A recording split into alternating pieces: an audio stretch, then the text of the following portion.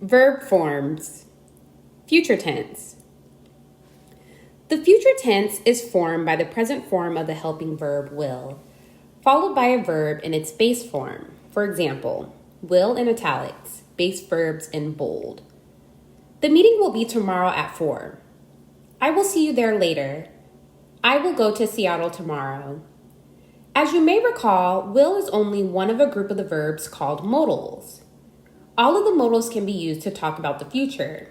In this respect, will is no different than the 4 other modals. The only reason that traditional grammar singled out will from the other modals is that will was the best single modal for translating the Latin future tense into English. However, all of the modals can be used equally as well for talking about the future. Here are examples of the remaining 4 present tense modals used for the future. Modals in italics. I can go to Seattle tomorrow. I may go to Seattle tomorrow. I must go to Seattle tomorrow. I shall go to Seattle tomorrow. Modal verbs are anomalous in many ways. For historical reasons, the terms present and past have a different meaning when applied to modals. The terms present and past refer to the historical forms of the modals, not their meaning. Could, for example, is the historical past tense form of can. Might is the historical past tense form of may, and so on. However, the terms present and past do not mean time at all. Even the so-called past tense modals can be used to talk about the future. I could go to Seattle tomorrow. I might go to Seattle tomorrow. I should go to Seattle tomorrow. I would go to Seattle tomorrow if I could afford it. In many ways, it makes sense to broaden the meaning of future tense to include all of the modals, not just will. Perfect tenses. The perfect tenses consist of the helping verb have in some form, followed by a verb in the past participle form. Let us first look at what the term perfect means in traditional grammar. To begin with, perfect does not mean terrific. The term perfect comes from the Latin phrase perfectus, meaning completely done or completely finished. The term perfect was used to describe 3 verb tenses in Latin.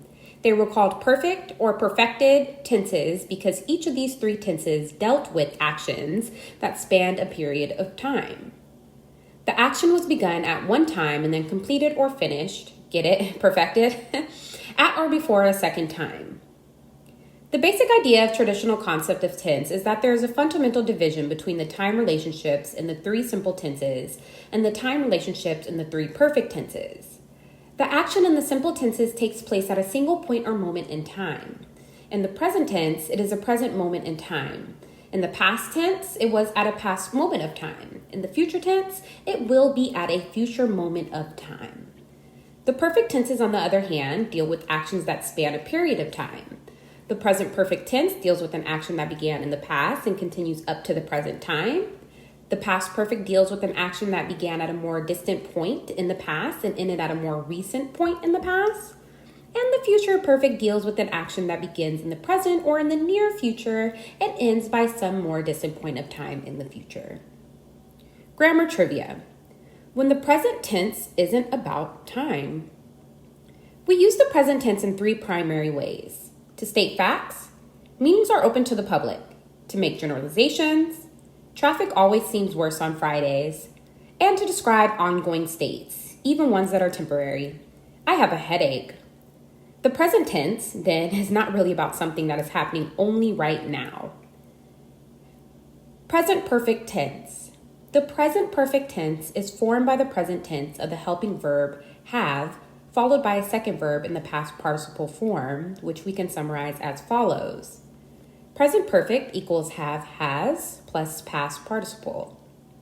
We use the present perfect to describe actions that have occurred continuously or repeatedly from some time in the past right up to the present moment, sometimes with the implication that these actions will continue into the future. Here are some examples. Present perfect in italics. Their phone has been busy for half an hour. The kids have watched cartoons all afternoon. The choir has sung that hymn 100 times. The fundamental difference between the present perfect and the past tense is that the present perfect emphasizes the continual or repeated nature of a past action across a span of time, while the past tense describes a single event action that is now over and done with. To see the difference, compare the following sentences. Present perfect. Elliot has lived in Chicago for 10 years. Past. Elliot lived in Chicago for 10 years. The present perfect sentence tells us two things. One, that Elliot has lived in Chicago continuously for 10 years. And two, that Elliot still lives in Chicago now. The sentence also implies that Elliot will continue to live in Chicago for the foreseeable future. The past tense sentence tells us that while Elliot lived in Chicago for 10 years, he does not live in Chicago anymore. His presence in Chicago is over and done with. A second use of the present perfect describes a recent past event that still affects the present. Here are some examples. I'm sorry, Miss Smith has stepped away from her desk for a moment. Sam has lost his car keys. In both cases, an event that was begun in the past continues in effect and very much still influences the present moment. Past perfect tense. The past perfect tense is formed by the past tense of the helping verb, have, followed by a verb in the past participle form. Past perfect equals had plus past participle. We use the past perfect when we want to emphasize the fact that a particular event in the past was completed before a more recent past time event took place. Here are 3 examples with commentary. Past perfect in italics. I had stepped into the shower just when the phone rang. In this example, 2 things happened. 1, the speaker stepped into the shower, and 2, the phone rang. The speaker is using the past perfect to emphasize the inconvenient order of the 2 past time events. When we bought the house last year, it had been empty for 10 years. In this last example, the past perfect is used to emphasize the fact that the house had been empty for the 10-year period before it was bought. They'd had a big fight before they broke up.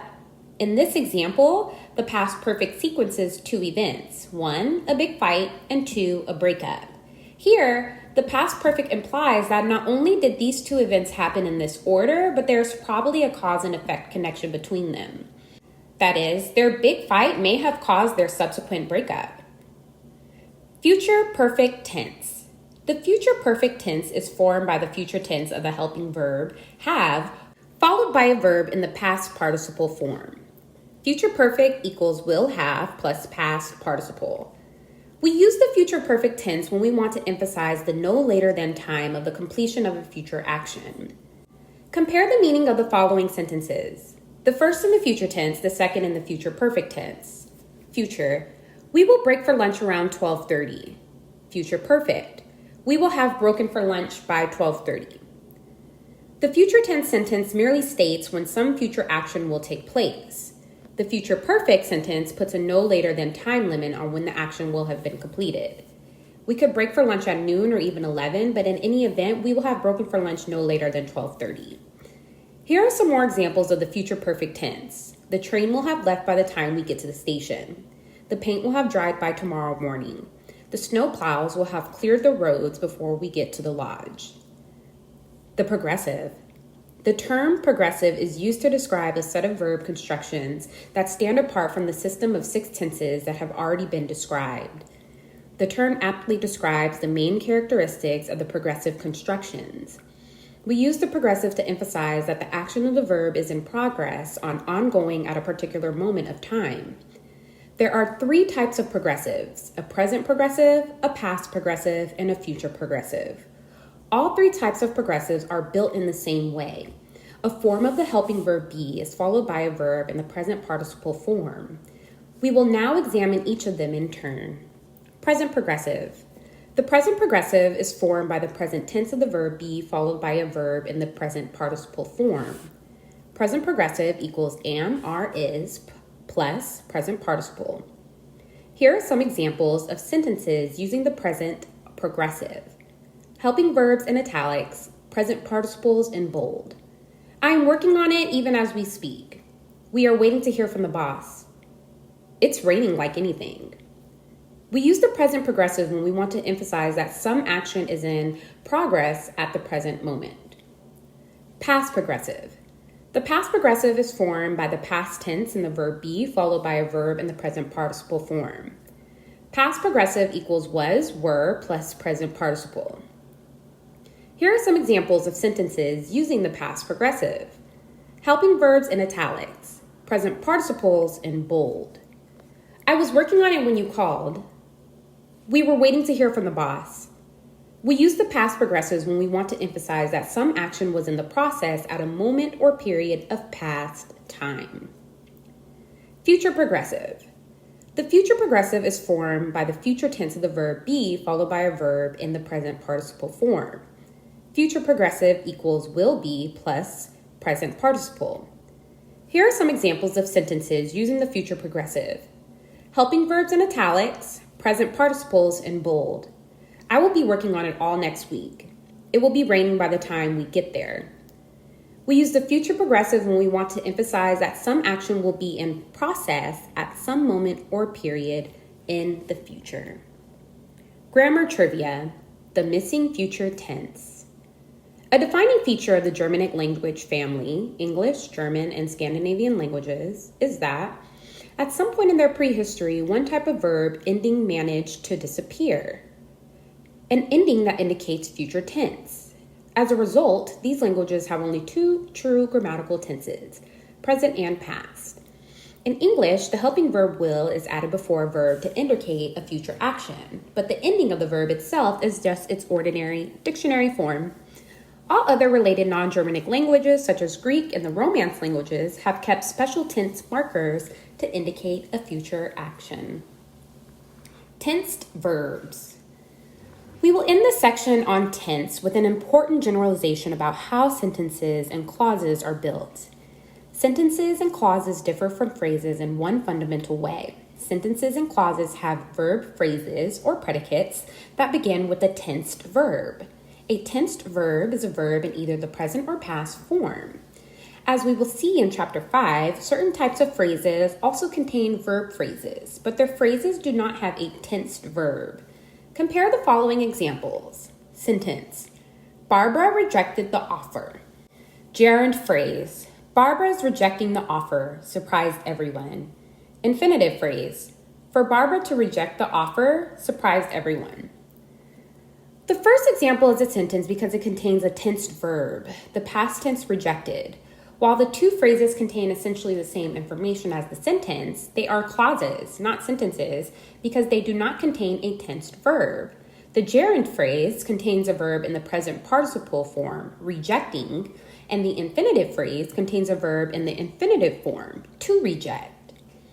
In any non-compounded verb phrase, there can be only one tense verb. If there are multiple verbs in the verb phrase, only the verb can be tensed. Here are some examples of the various multiple verb constructions in italics with the tensed verbs in bold. Future: George will get the pizza. Will is present tense. Present perfect: George has got the pizza. Has is present tense. Past perfect: George had got the pizza. Had is past tense. Future perfect: George will have got the pizza. Will is present tense. Present progressive: George is getting the pizza. Is present tense. Past progressive: George was getting the pizza. Was is past tense. Future progressive: George will be getting the pizza. Will is present tense. The passive voice. In traditional grammar, all verbs occur in one of two voices, active voice or passive voice. The active voice is the normal state of affairs. Nearly all the sentences that we have examined in this book up to this point have been in the active voice. In the active voice, the subject of a sentence is either the doer of the action, with action verbs, or the topic of the sentence, with linking verbs. In a passive voice sentence, the subject is the recipient of the action. Compare the following sentences. Active voice: Rudolph washed the sled. Passive voice: The sled was washed by Rudolph. In the active sentence, Rudolph, the subject, is doing the action of washing. In the corresponding passive sentence, the sled, the subject, is not doing anything. Instead, the sled is the recipient of the action of washing. Passive have a unique structure that makes them easily recognizable. Once you know what to look for, passives must contain the helping verb be in some form, followed by a past participle. The following is the formula for all passive voice sentences. Passive voice equals be in some form plus past participle. The form the helping verb be takes depends on the rest of the sentence. Be can appear in any of the three simple tenses. Be in italics, past participles in bold. Present passive. Usually the sled is washed by Rudolph. Past passive. The sled was washed by Rudolph. Future passive. The sled will be washed by Rudolph. Be can appear as the past participle been in the three perfect tenses. Present perfect passive. The sled has been washed by Rudolph. Past perfect passive. The sled had been washed by Rudolph. Future perfect passive. The sled will have been washed by Rudolph. Be can appear as the present participle being in any present and past progressive constructions. Present progressive passive. The sled is being washed by Rudolph. Past progressive passive. The sled was being washed by Rudolph. The third possibility, the future progressive passive, is actually grammatical, but it is so awkward that it is rarely used. The sled will be being washed by Rudolph when Santa comes. To see why we use the passive, let us take another example of corresponding active and passive voices. Active voice. John amused Mary. Passive voice. Mary was amused by John. In the active voice sentence, the focus of the sentence is on what the subject does. John did. He amused Mary. In the passive voice sentence, the focus is shifted away from the original subject, John, and instead is refocused on what happened to the original object, Mary. She was amused. In the passive voice sentence, the original subject can be retained as the object of the preposition by. However, because the whole point of using the passive voice is to shift emphasis onto the original object and away from the original subject, it is quite common to delete the phrase by that contains the original subject. According to one study, about 85% of the passive sentences in nonfiction books and articles do not retain the by phrase. Sometimes we use the passive precisely because we do not know or care what the subject of the active sentence is. For example, we would certainly prefer the following passive voice sentence with by deleted. My cell phone was made in Taiwan. To the corresponding active voice version, somebody in Taiwan made my cell phone. Here are some more active voice sentences with their passive voice counterpoints. Verbs in italics by phrases deleted. Active voice, everybody expects the announcement at any moment. Passive voice, the announcement is expected at any moment. Active voice, somebody suspended the search at nightfall. Passive voice, the search was suspended at nightfall. Active voice, somebody based a movie on a best-selling novel. Passive voice, the movie was based on a best-selling novel. The passive has a certain negative connotation for several reasons. First, the passive can be used evasively to avoid naming the person actually responsible for an action. When a politician uses the passive sentence, mistakes were made, you can be sure that the choice of the passive was deliberate. Second, writers can fall into the habit of using the passive where the active voice would be more vivid and, well, less passive. One of the first lessons in any writing class is making students aware of their needless use of the passive. Phrasal verbs. All languages have ways of making new words. English has a rich set of mechanisms for creating new words by compounding verbs with prepositions. The oldest form of verb compounding fuses the preposition onto the beginning of the verb, creating a new verb. For example, prepositions in italics: bypass, downplay, overthrow, understand, upset, withdraw. Beginning in the Middle Ages, English developed a second way of forming verb compounds. Compounding a verb with the following prepositions, we will call verb plus prepositions compounds phrasal verbs. Over time, phrasal verbs have evolved to become the major source of new verbs in English. The best reference work on phrasal verbs is the Longman Dictionary of Phrasal Verbs. To give you some idea of how common phrasal verbs are, the Longman Dictionary of Phrasal Verbs has more than 12,000 entries. Phrasal verbs are actually more numerous than non-phrasal verbs.